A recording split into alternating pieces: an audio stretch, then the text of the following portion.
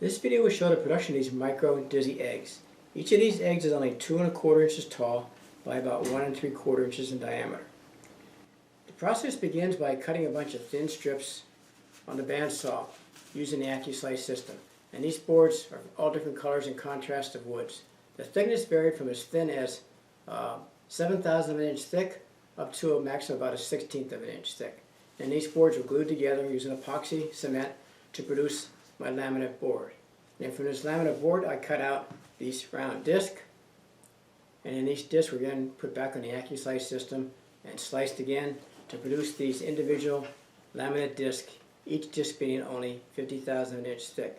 And then these discs get glued back together, rotating each disc a small amount to produce the blank for my dizzy egg. And then these eggs will get turned on the lathe.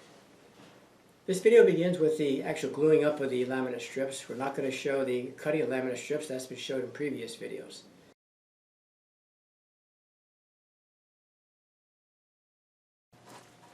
For this project, I'm going to be gluing up these thin pieces of wood to make my laminate board. There's 69 pieces of wood in this project. The total thickness of my board will be about 2 inches wide. These boards vary in thickness from the thickest being around 60,000 of an inch thick and the thinnest being 7,000 of an inch thick. So these are all smaller, thinner boards for this project. I'm going to be doing things a little bit differently for this project also. Since I'm trying to glue up 69 pieces of wood, I like to glue them up in one setting. However, the setup time for my epoxy cement is between 30 and 45 minutes. So it gives me only maybe 30 seconds per board to glue these up. So as a result, I'm just going to be putting glue on one side of the board. In the past, I always put glue on both sides, but I'm just going to be putting it on one side, which should be plenty of glue to glue these together. And actually won't waste as much epoxy in setting it up. Again, I'm using the West epoxy system, which is a 1:5 mix. So let me start getting this ready to start gluing it up. Okay, I'm ready to start gluing up here, and I have my epoxy all mixed, and I'm all protected so I don't get the glue all over me. And this I'll just be putting glue to one side of the boards at a time. And I'm using a brush once again to get this epoxy on quickly.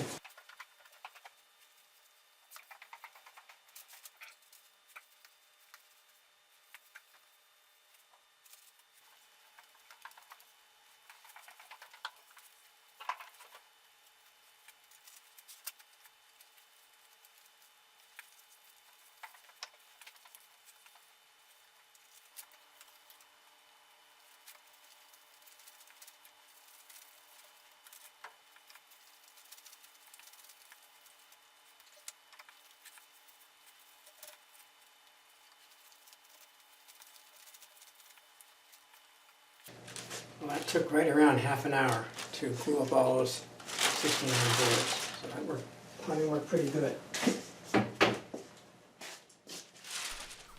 A cradle of wax paper is added to the glue jig system to protect it from squeezed out glue. The glued thin boards are then transferred to the glue jig system in order to clamp the thin boards together to produce the laminate board.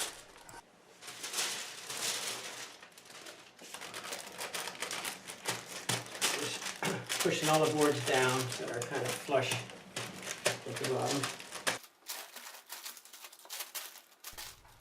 Some large spring clamps are then added to do the initial clamping of the glued up boards. This will then be followed by C-clamps to do the final clamping of the glued up assembly. I use lots of C-clamps to get even pressure along the entire length of the glued laminated board. This clamping squeezes out the excess glue and makes sure the boards are perfectly straight and parallel to one another. After the clamping is complete, the glued up assembly is allowed to dry overnight.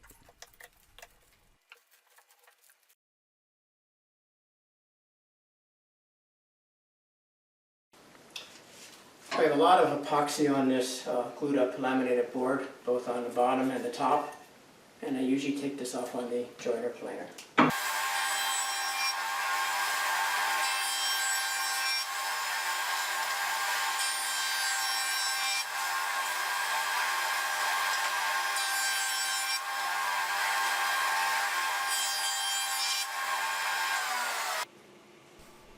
This is the resulting board after planing it on the joiner planer to remove the excess glue.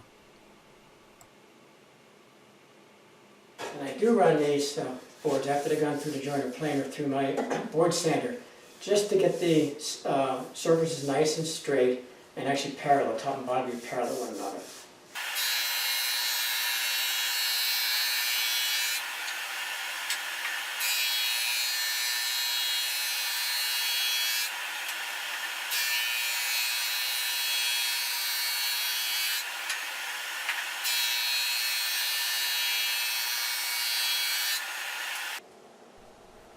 The resulting laminate board has smooth top and bottom surfaces, and both top and bottom are perfectly parallel to one another.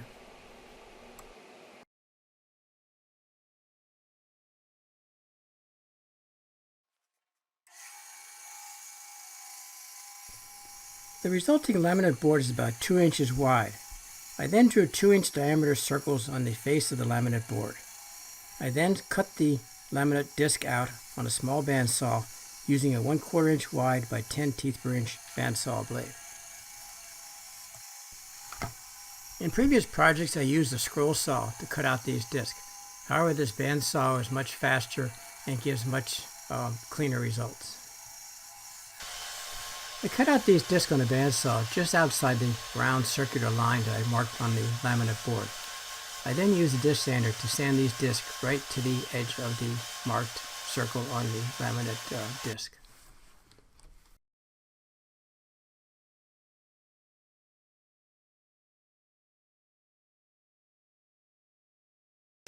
I glued 4 of the laminated discs to a piece of MDF, so I'll be cutting 4 at a time. And I did mark the top edge, so I'll keep them in the same order as they come off the disc. I'm going to be cutting these 50,000 of an inch thick. So that's, 1 turn of my index wheel for the blade, and then 1 turn for 50 thousandths. I marked the top edge of each of the discs with a large felt tip marker. This is to enable me to maintain the orientation of the disc when they are later glued back together. I use a pair of tweezers to grasp each disc as it is cut to prevent the sliced disc from getting caught in the slot in the bandsaw table plate. After cutting the first disc, the index wheel is rotated 1 full turn to allow for the blade curve, and then rotate it an additional full turn, or 50 thousandths of an inch, to slice the next disc. The process is continued until the entire disc has been sliced into the thin laminated disc sets.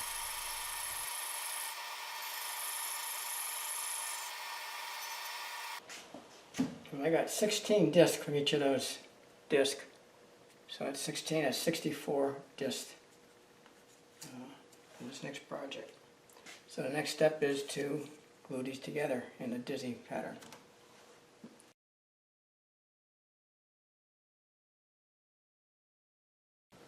I'm all set to glue up my laminated discs for this next project.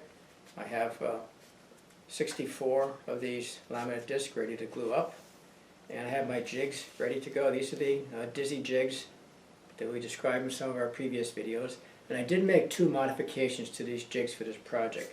First of all, these discs are pretty small, and actually too small that I was not able to get my clamps in to clamp them down. So instead of making new jigs, I just cut out 2 slots to enable me to get my clamps in there to clamp them up, my 2 pieces. So just 2 spring clamps is going to clamp them together. The other change I made is I put some sleeves over my pins. This was suggested by one of our customers to use straws to cover these pins, and I've done that in the past. But I did find this plastic tubing part. It just fits these pins, and it can be replaced as they get glue on them. I have my plastic disc on the base, so my pieces don't get glued to the MDF board, and now we're ready to start gluing up my disc, rotating each one a small amount. Okay, to start gluing these up, and I've determined my rotation angle using these white strips here as my guide. So that's the first disc, and my process is to turn each one upside down as I do it. Notice how I'm using the set screws instead of the thumb screws used in my previous video. The thumb screws are much easier to use, but the set screws can be locked much tighter so that the clamps will not move. I get these adjusted that the disc can move, but not so tight that I can't move it. Don't want to get little slop as possible to get my best alignment during the glue up.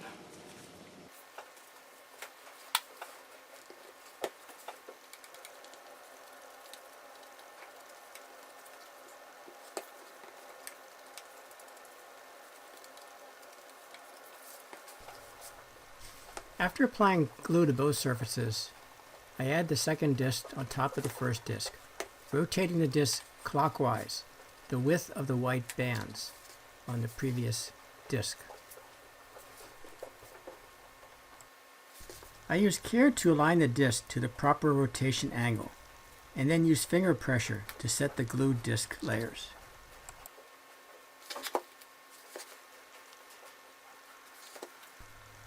I continue to add glued disc layers to the glue-up jig until 7 to 10 disc layers have been added to the assembly.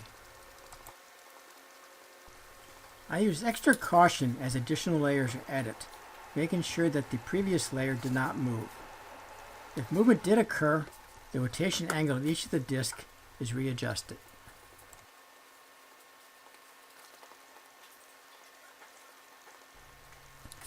If necessary, readjust the clamps in the glue-up jig to keep the disc properly aligned and to prevent any movement of the disc as they are glued and clamped.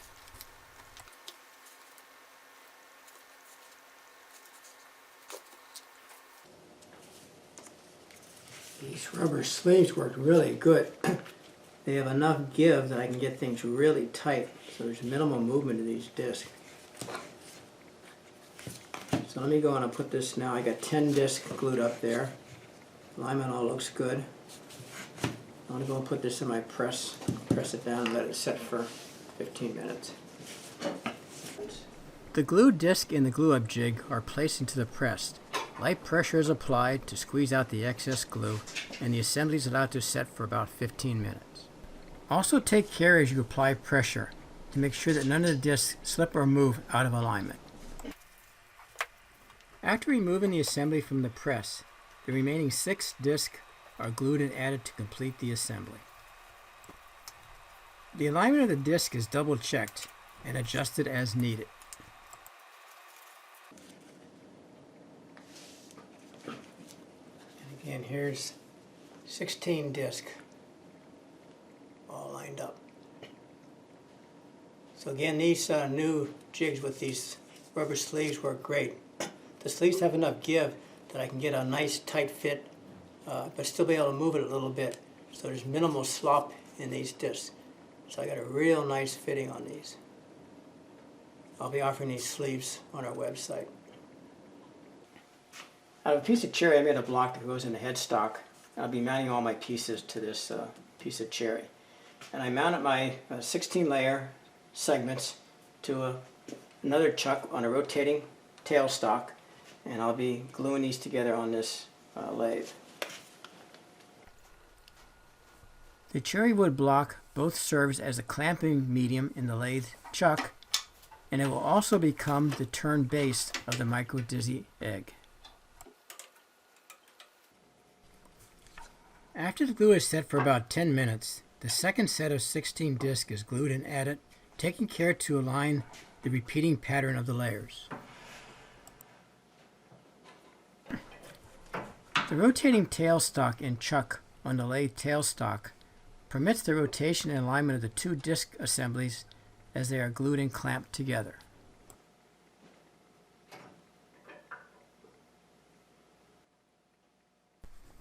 Finally, the third and final set of 16 discs is glued and added to the assembly.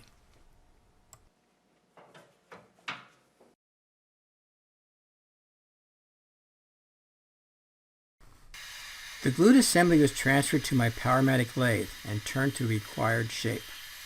Once again, I'm using the Hunter carbide tools to shape the egg and also the egg base. Note the Hunter tool is rotated about 45 degrees to get a nice clean cut on the egg. I do prefer using the carbide tool cutters due to the large amount of epoxy in the glued up assembly. The epoxy tends to dull regular tools very quickly, and the Hunter tool carbide systems last longer and also cut cleaner.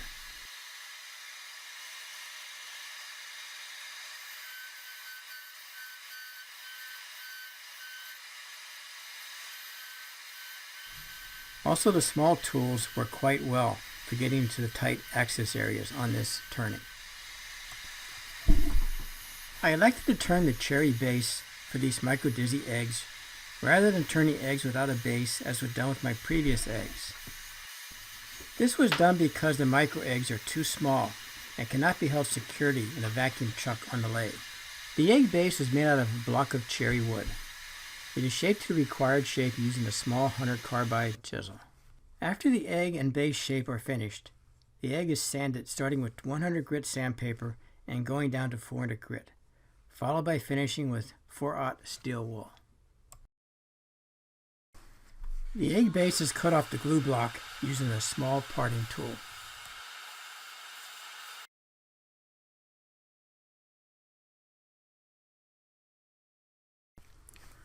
I made a set of 4 micro dizzy eggs for this project. Each of the eggs is 2.5 inches tall by 1 3/4 inches in diameter. There are 48 disc layers in each of the eggs, and each layer contains 69 wood strips. Each layer is 50 thousandths of an inch thick. Therefore, it's estimated that there are about 5,000 wood exposures in each of the eggs. After sanding the eggs, several coats of bush oil are applied to the eggs, followed by several coats of wipe-on polyurethane finish. Thank you once again for watching this video. For additional information, please visit our website. If you have any questions or concerns, please send us an email or give us a call. Again, thank you for watching.